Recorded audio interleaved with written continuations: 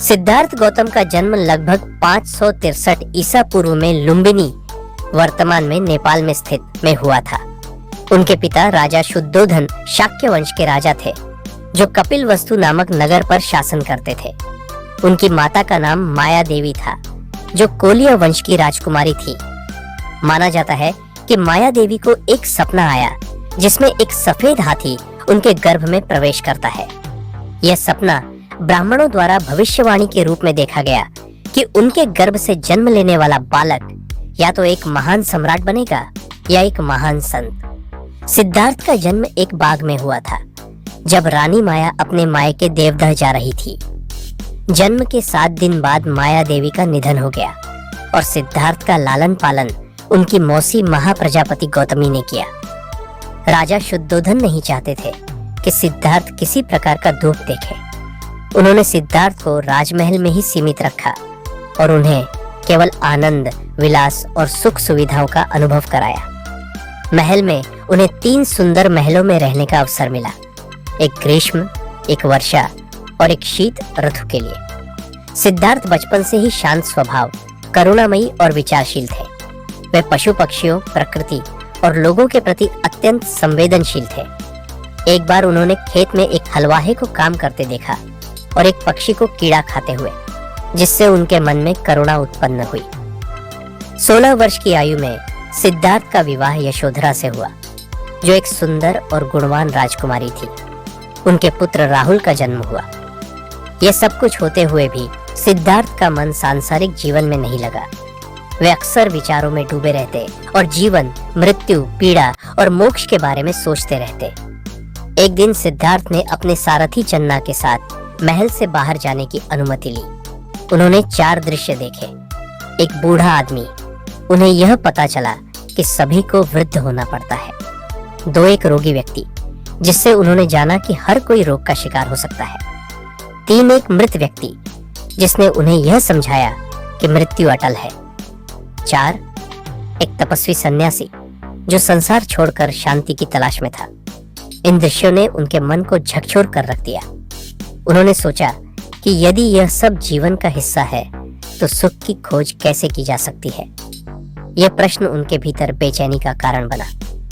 29 वर्ष की आयु में एक रात जब सब सो रहे थे, सिद्धार्थ ने अपनी पत्नी यशोधरा और पुत्र राहुल को छोड़ दिया। उन्होंने अपने बाल कटवा दिए, राजसी वस्त्र त्याग दिए और एक सामान्य भिक्षु के वेश में सत्य की खोज में निकल पड़े। इसे महाभिनिष्क्रमण कहा जाता है, अर्थात महान प्रस्थान। सिद्धार्थ ने अनेक गुरुओं से ज्ञान प्राप्त किया, जैसे आलार कालाम और उद्रक रामपुत्र। उन्होंने योग, ध्यान, समाधि और आत्म संयम सीखा, लेकिन उन्हें संतोष नहीं मिला। इसके बाद वे उरुवेला गए और वहां 6 वर्षों तक कठोर तपस्या की। उन्होंने अन्न जल छोड़ दिया, शरीर को अत्यंत कष्ट दिए, परंतु उन्हें यह समझ आया कि अति तपस्या भी मुक्ति का मार्ग नहीं है। तब उन्होंने मध्य मार्ग अपनाने का निर्णय लिया।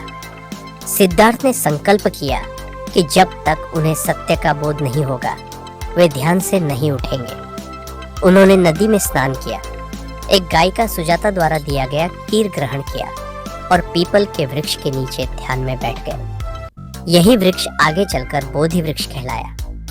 ध्यान के दौरान मारा ने उन्हें विचलित करने का प्रयास किया, लेकिन सिद्धार्थ अड़े गए। अंततः पूर्णिमा की रात उन्हें आत्मज्ञान प्राप्त हुआ। वे अब बुद्ध हो चुके थे। ज्ञान प्राप्त करने के बाद बुद्ध सबसे पहले सारनाथ गए और वहां अपने पूर्व साथियों को पहला उपदेश दिया। इसे धम्मचक्र प्रवर्तन सूत्र कहते हैं, अर्थात धर्मचक्र को गति देना। यह उपदेश 4 आर्य सत्यों और अष्टांगिक मार्ग पर आधारित था। 4 आर्य सत्य: 1 दुख है, जीवन में दुख अटल है। 2 दुख का कारण है तृष्णा, इच्छा। 3 दुख का निवारण संभव है, इच्छाओं का अंत। 4 दुख से मुक्ति का मार्ग है, अष्टांगिक मार्ग। अष्टांगिक मार्ग: 1 सम्यक दृष्टि, सही विचारधारा दो। सम्यक संकल्प, सही इरादा दो। सम्यक वाणी, सत्य बोलना चाह। सम्यक कर्म, अच्छा आचरण 5। सम्यक आजीविका, ईमानदार जीवन 6। सम्यक प्रयास, अच्छा प्रयत्न 7। सम्यक स्मृति, सजगता 8। सम्यक समाधि, ध्यान और एकाग्रता। बुद्ध ने जात पात, यज्ञ, ब्राह्मणवाद, पशु बलि और अंधविश्वास का विरोध किया। उन्होंने करुणा, अहिंसा, मैत्री और ध्यान को जीवन का आधार बनाया। बुद्ध ने अपने शिष्यों के लिए एक संस्था की स्थापना की जिसे संघ कहा गया। इसमें साधु और साध्वी सम्मिलित होते थे। संघ में प्रवेश पाने के लिए जाति, लिंग या वर्ग का कोई बंधन नहीं था। उन्होंने अपने जीवन काल में हजारों लोगों को संघ में शामिल किया, जिसमें राजा से लेकर सामान्य जन तक शामिल थे। बुद्ध के कई प्रसिद्ध शिष्य हुए, जैसे सारिपुत्र, ज्ञान में श्रेष्ठ मौदगल्यायन, चमत्कारिक शक्तियों में पारंगत आनंद, बुद्ध के प्रिय शिष्य और निजी सेवक महाकश्यप, तपस्या में अग्रणी महाप्रजापति गौतमी। पहली भिक्षुणी 80 वर्ष की आयु में बुद्ध कुशीनगर पहुंचे।